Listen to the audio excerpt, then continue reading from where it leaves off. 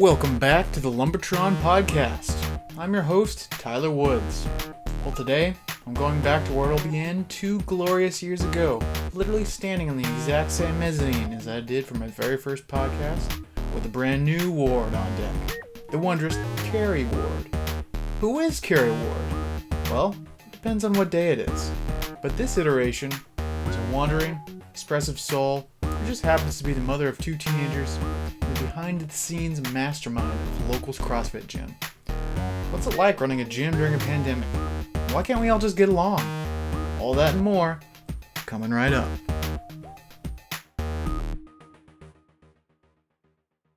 Welcome to the Lumbertron podcast.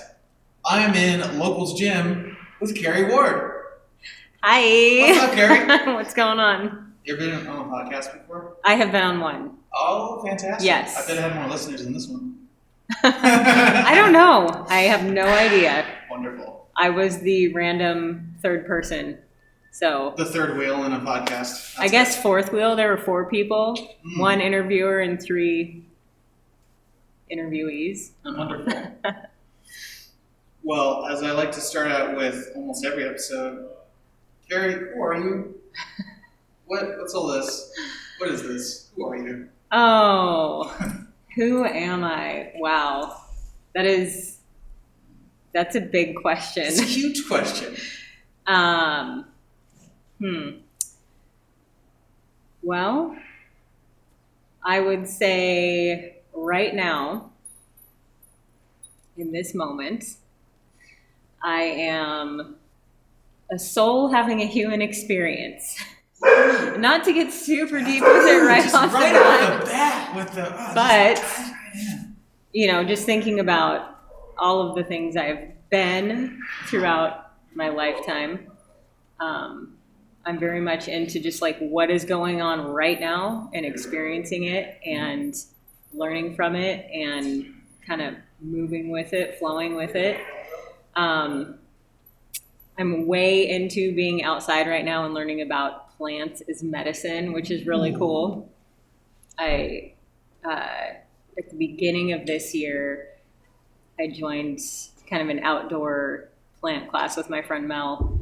And so we've been learning how to make, teas and tinctures and all sorts of stuff. So I'm pretty into that right now, which is new for me because in the past, being in the Northwest at this time of year was like number 1 top of my hate list. And now I'm loving it. So, yeah. What changed?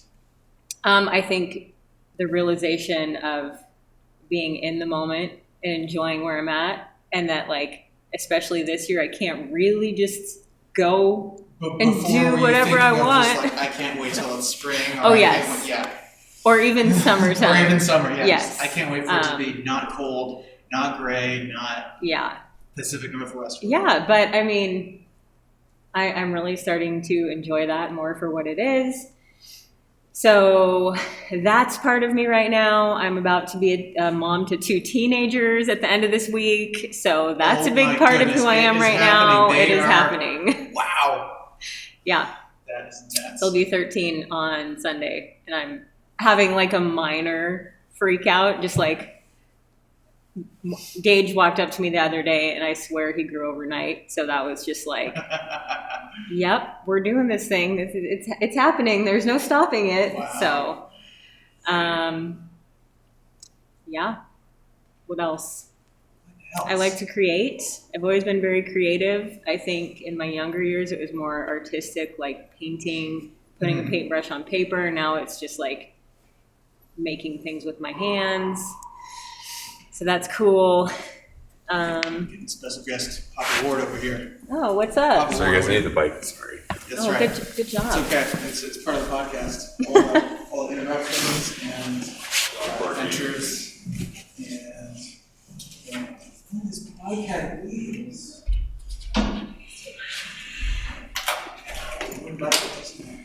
Don't mess up the cable.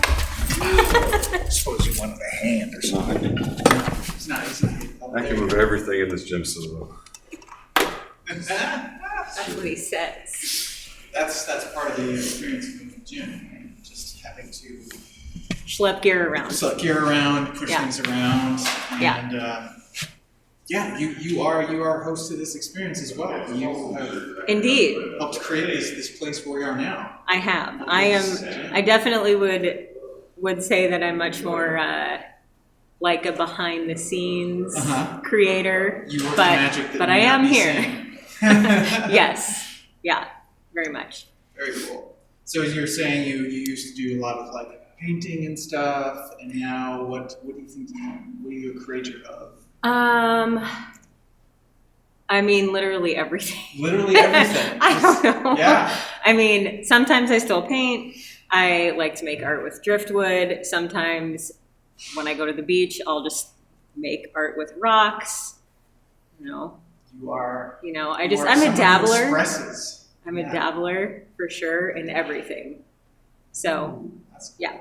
But ultimately, I would say, who is Carrie? I feel like I'm a teenager living in a 30-something package right now. And I'm just kind of like an accumulation of all of the experiences I've ever had. And I'm here. Mm-hmm. So, boom. There it is. There it is. You've always been a dabbler, someone who creates things, tries everything. Has that always been part of you? It has. Yeah. Yes. And it really depends on who I'm around. It changes. So pretty much like if you have an idea and I haven't tried it and I'm not harming someone or harming myself, right? Like underneath it all, it's good intentions. I'm probably in for it. So, awesome. Yeah. That's the kind of curiosity that leads to great adventures. It does. I think. Such as starting this podcast, doing things like this, talking to strangers, going on adventures, getting stories. Yeah.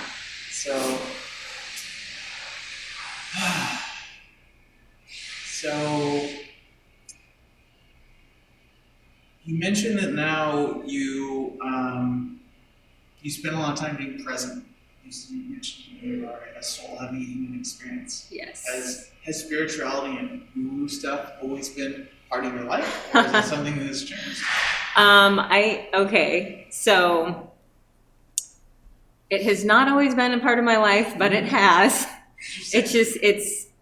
I feel like when it comes to that type of thing, we're really good as people at labeling things. Mm-hmm. Like we want to put this name on this, put it in that box, there's that category. Yeah. And it has nothing to do with this one over here, when really they're the exact same thing. Mm-hmm. Something I've been thinking a lot about lately is just that it's all energy creating matter. Like whatever you believe in, down at the very root core is energy creating matter. Mm-hmm. So, but to backtrack a little bit, as far as like being spiritual or woo-woo, no, that's not. I think as a kid, I was always curious. Like my parents were very Christian. We went to church and we went to the Bible camps, and so there was a lot of that stuff. But I was always curious about the off limits things as a kid, like forbidden or not discussed, or I remember, I remember definitely like being in middle school with a couple of girlfriends and shoving my dresser in front of my door to like try and have a seance. Very nice. Stuff like that. Again, it was not like, it was all well-intentioned, nothing crazy, but it was like, ooh, who could we talk to? But I think, probably about 5 or 6 years ago, I was just in this spot where I felt like I was really stuck. And that's when I really kind of started looking more into meditation and getting out of my physical body, and tapping into kind of what else that there was there. Yeah. And that kind of took many different forms, and every time I would learn something new, I'd be like, oh, this is a missing puzzle piece. Like I finally have it figured out. Looking to find right? the thing. And then I was like, piece. And then another thing would come up and I was like, oh, that wasn't the missing puzzle piece, but this one is, right? And so each year or every 6 months or whatever, I would go down another rabbit hole and kind of get lost in that and be like, okay, yes, now I finally have it figured out. And what I'm really realizing is that the deeper I get, like I'm never getting to the bottom, I'm just kind of coming up the other side and then it circles back. And I would say, I guess, maybe I'm a more spiritual, open to the woo-woo, whatever now. Like I said, I think it's all the same thing, and we all just need to have our labels to make it okay for us. Yeah. Yeah. It's interesting now that I ask people, who are you? And really what I'm looking for is do you like to label yourself? Because I loved it. I was like, I was this guy, I was the artist, the fitness guy, I was the whatever. And it's always interesting to hear the answer to that. Just like, who am I in this moment? And just kind of go right. Through it. Yeah. It's easy to put yourself into a category or find something that works for you and think that it's never going to change, right? Oh, if I can just stay here and make this happen day in and day out, like I'm set, I'm totally good to go. But no. That works so great until maybe you feel stuck. Right, exactly. Yeah, and look for something more, something else, something different. Yeah. So. Yeah. So where does that leave you right now in relation to two young boys about to become teenagers? Oh man. It actually leaves me as not the teacher but the student. Yeah. Something that I learned almost, I want to say right off the bat, but really it was like 4 or 5 years into being an actual mom, was that I am not actually teaching them anything and they are teaching me a lot. So it's been an adventure so far. They have taught me to literally take any task. It could be brushing your teeth, taking out the garbage, doing school. They will be laughing like idiots while they're doing it. And before, I used to get mad and be like, oh my gosh, can we just like brush the teeth and go to bed? And now I'm like, wow, they're showing me that there's a different way to do this, to do those little things that seem like it's just a task that I have to get through. And they're like, but you can still enjoy it. Still have fun. Yeah. Yeah. That's great to look at that and see the other side of the coin, see the joy in it, just be, I don't want to say at their level, but just to be totally. Yeah. Meet them where they're at and not be like, can we just do the adult thing and be done with it? Right. And they've got forever to maybe have a crappy job and hate it, have all of these responsibilities. Why do I want to push them into that sooner? Mm-hmm. So, It's quite the learning experience for sure. When you were at that stage, I guess what I want to ask is like, what kind of help did you have raising these two? What was that like for you before you came to this place of like acceptance and learning and just like, what's been difficult? What's been great? I would say the help I had was very humbling because throughout my entire pregnancy and after I had the boys, I was really, really sick. I was not made to bear children. I'm super thankful that I got to have the experience. But I had to, as somebody who wants to always be there and help other people, I had to rely on everybody else so much to get through. I mean, we had just started the gym, right? So Jesse was gone a lot. We had multiple people. We were living with like 10 people in a house, right? Like all of our siblings and my mom all in one house. Jesse's mom lived up the road. She was coming over to help all the time. And I really, they got to be about 2 or 3 and I felt like I had failed because I had missed things, because I physically could not do those things and be there. Yeah. It was like, well, you can do this or you can die, right? I mean, that was literally the two options. And I was like, if I'm going to be there for them later, I have to actually give up being there for them right now. So that, I mean, it really just kind of put me in my place, because I thought I was going to just be like super mom and I was going to be great at it, and we were going to do bedtime stories, you know. I had all these expectations of something that I had never experienced.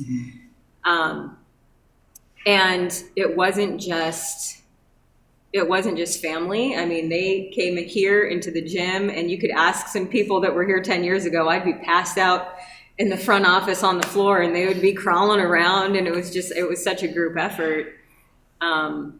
So as far as, you know, the kind of help I had, I think it was physically having a lot of people around, but then mentally having to kind of check my own ego and being like, hey, like, you are going to have to ask for help at some point. And so I think, to kind of circle back to your actual question, I think part of it was just because I had missed out on a lot of that stuff when they were younger. And I was there every day, but, you know, I still felt like I had missed out. I want to experience as much as I can with them now. Yeah. And usually what that means is not going with my plan, but going with theirs. They create the rules. I wouldn't say the rules, but they definitely, they change them. On whatever your idea was. Yes. Or whatever your goal. Yeah. Exactly. Yeah. Yeah. They're cool dudes, for sure. That's fantastic. So has family always been a big part of your life? I heard you say you live in a house with your family up the road and all that stuff. What's family been like in your past and now? Yeah.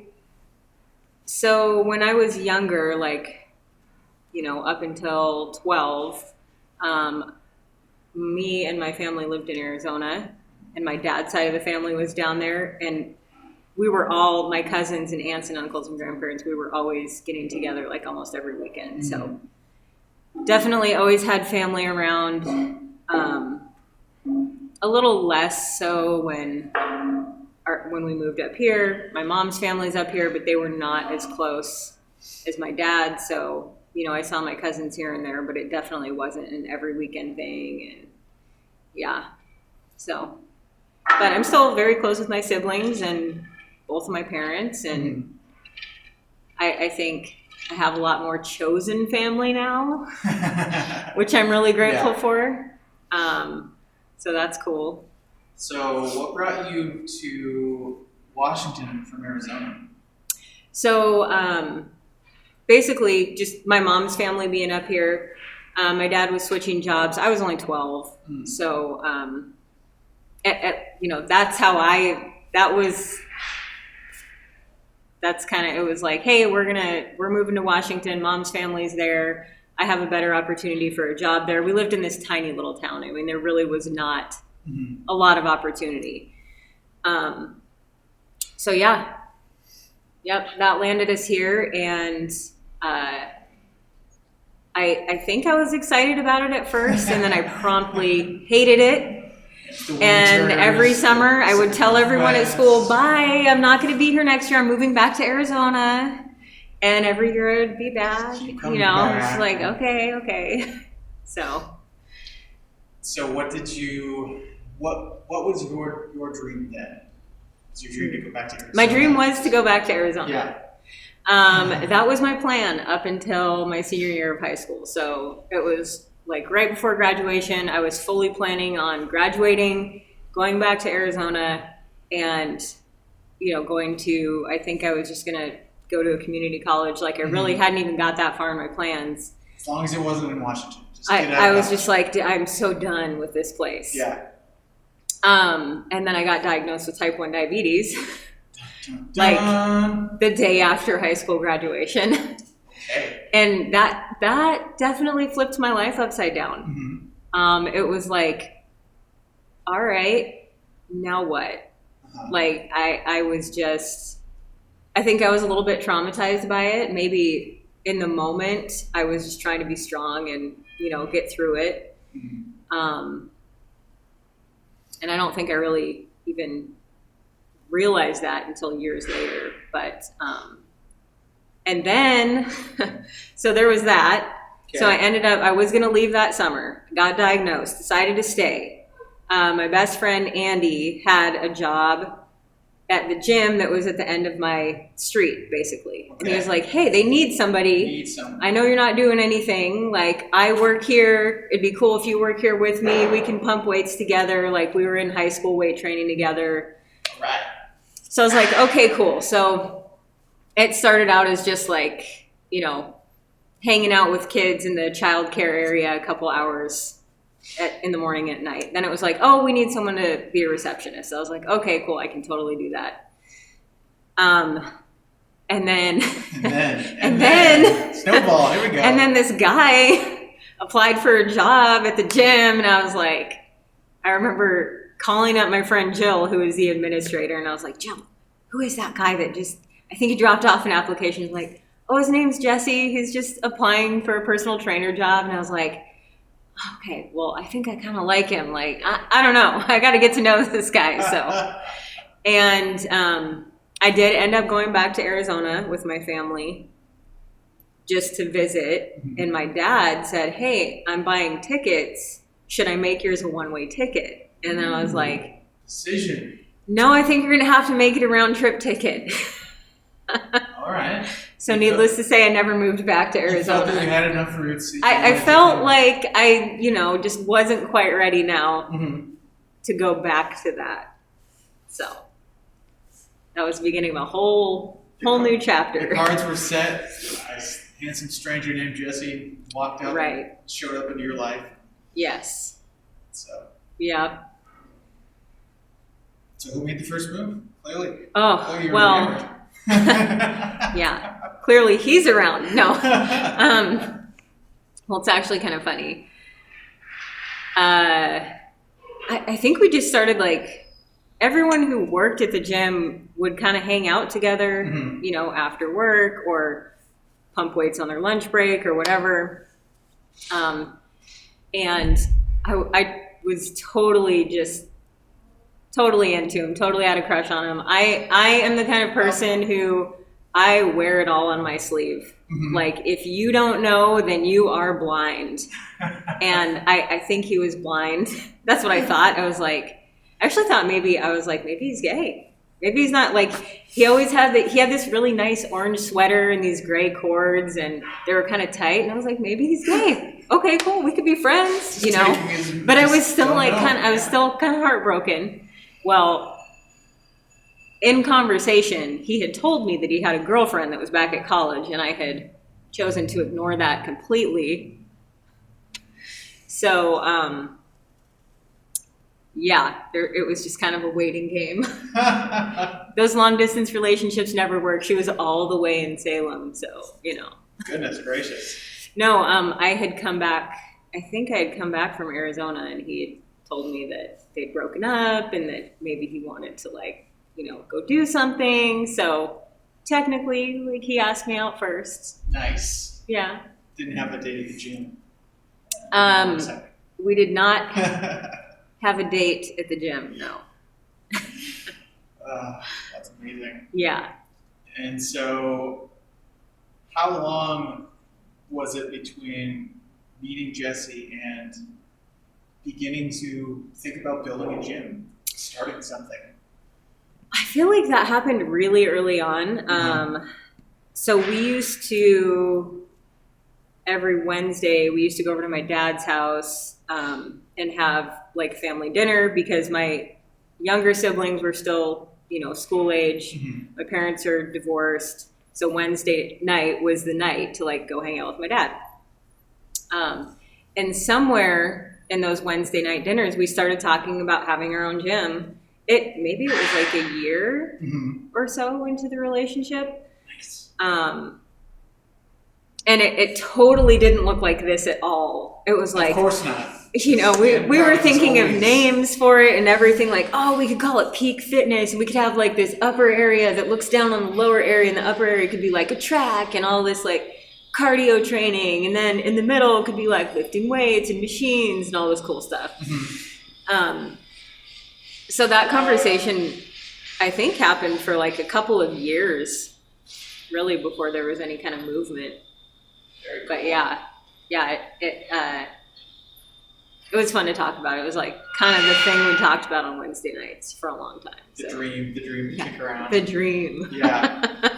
And so when did the name Locals come into play? Because hearing about the way you're able to kind of like use the community to really help you out and like raise your kids and stuff like that, it's a very fitting name. Yeah. Man, I'm trying to think how that name came up. I feel like the way I remember it is somehow being connected to like, you know, the local slippers that everyone wears in Hawaii. No, they say locals on them, and they're just like the cheesiest plastic flip-flop looking things. You know, you can get them anywhere for like $3. Gotcha. Find those at the ABC stores. I think we were just like, oh, Locals. Wow, that would be a really cool name for a gym. Like, it's just the local gym, right? It's not 24. It's not Bally's, because Bally's was around back then. It's for the locals. So, yeah, I'm pretty sure that just kind of sparked the seed. Was those crappy little slippers you can get at the ABC store in Hawaii. Wow. That's amazing. Yeah. This is a bit more exciting than slippers. Sure. Definitely. I agree. So what has it been like running this place, raising kids all through this last year? Pandemic. Yeah. Juggling all this. Oh, it has been, again, humbling, because you guys, all of our local community, Locals, have showed up and stuck behind us in ways that, I mean, we can't, literally we have cried tears, just being like, wow, like we have people behind us. This is amazing, right? Yes. So talking about chosen family. It's been really cool. Like, I know it's very cliche for people to throw around the phrase, kids are resilient, you know, just kind of being shut down from school and sports and friends and all of that. Our kids are total homebodies. I think they would never leave the house again if they didn't have to. But then I also think, you guys are twins. Like, you have that connection that you're not going to have with anyone else. Yeah. They've done really great with it. We had made the decision to homeschool at the end of the previous year before everything closed, just because we felt like there were too many distractions in school that had nothing to do with school. Yeah. And it was very clear that they were just kind of stressed and not enjoying it. And we were like, hey, we should try homeschooling. So we did that, and then, what was it? March, everybody was at home. Yeah. So that was interesting. I think probably some of the more difficult things have just been, you know, the times when the gym was completely closed and working from home and having like the work home life kind of morph into one big jumble of always working. It just becomes and I know, it's just the employment shit. Right. And I know that the majority of people are in that same boat. It's like, well, you're at home, so you can just work 10 more hours this week or 20 more hours this week or whatever. But then on the flip side of that, we got to get really creative with, hey, what can we use for equipment? How can we still coach our people without physically having them in front of us or not knowing what gear they have to use? So we had a lot of time that was really just playing. Like, let's go into the yard. Let's see what we can pick up that's heavy. Let's make some recipes and put them on YouTube. Let's just kind of have fun with it. Yeah. Bring back some fun into Yeah, so it's been an adventure. Mhm. It's been like a roller coaster, lots of ups and downs. But like I said, just having people behind us, supporting us, and us being able to support them has been really cool. Mhm. So it gives us faith. That like, hey, we can keep this thing going. So Mhm. yeah. Dream continues. Got Yeah. community behind you. Yeah. And I think ultimately the dream is just to reach people, Mm. however, in whatever way that looks like. Just, is it sharing what you've learned? What is it that you want to share? When you say reach people? All of it. All Like of it. them sharing experiences with us, Mhm. us with them. Just like even going back to when we first opened the gym and what we thought it was going to be and what it is now is totally right. Like it's just so fluid. And so, yeah, I think it's not just a one-way street for sure. Yeah. We're always learning from people.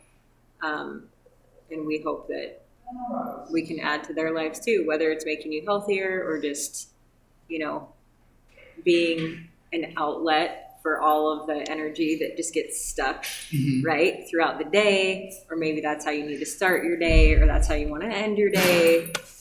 Yeah. Yeah. Just all of it. In life enrichment. Yes. One-stop shop. Hopefully, yeah. Yes, hopefully. Yeah. What are you excited for? Oh. The past, admiring the present. Wow. I really want to. I really want to do all the things. All the things. Yeah, I don't know. I think the excitement is in not knowing what's coming next, and I know that sounds totally nuts, but one of the things that I've learned over the past however many years is if you kind of always know what's coming at you, when are you ever going to be surprised?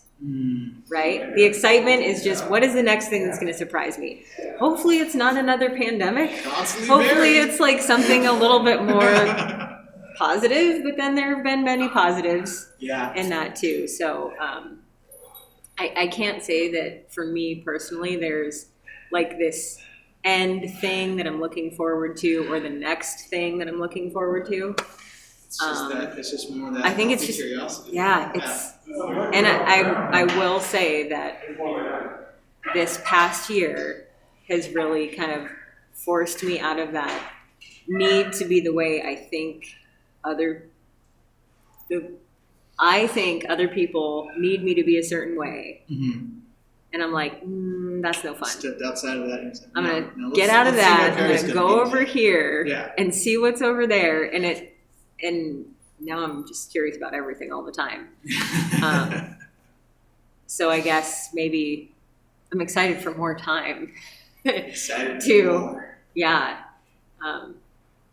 really dive into all that. So yeah, maybe surfing in Alaska someday. Whoa! Maybe. Whoa! I mean, I've seen people do it.